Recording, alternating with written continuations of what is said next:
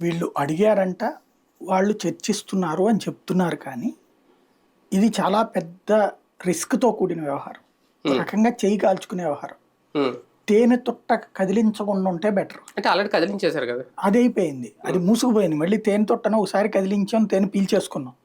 అయిపోయాక మళ్ళీ తేనె పట్టుద్ది. అవును. పట్టాక రెండోసారి వెంటనే కనుక కెలికితే దుప్పట్లో దూరి మరీ కొడతాయి. అవును.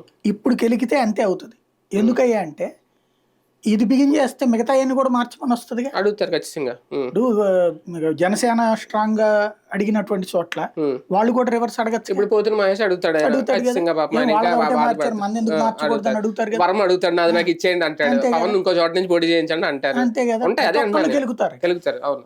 అనవసరంగా కెలుక్కోకుండా ఉంటే బాగుంటది. కెలుక్కుంటే వాళ్ళ ఇష్టం. ఇంకొకటి హైయెస్ట్ రిస్క్ ఇందులో పురంధేశ్వరి చంద్రబాబులకు అవుతుంది. ఎందుకంటే చంద్రబాబుని ఇప్పుడు మిగతా చోట్ల ఎక్కడైతే బీజేపీ తీసుకున్న, జనసేన తీసుకున్నటువంటి చోట్ల తిరుపతి వాళ్ళు అడగరా? అవును, ఖచ్చితంగా అడుగుతారు. అట్లాగే ఇదే ధర్మవరం అడగరా? ఇట్లాంటివన్నీ వస్తాయి. ఇప్పటికీ తిరుపతిలో సుగుణమ్మ ఆవిడకి అలాగే ఉన్నారు. ఆ రత్నపాపగా ఆవిడకి మా సీట్ వస్తుంది అనుకున్నారు, ఆవిడకి రాలేదు పాపం. ఉన్నారు, అందరూ ఉన్నారు. మీసాల గీత గొడవ చేస్తుంది ఇవన్నీ.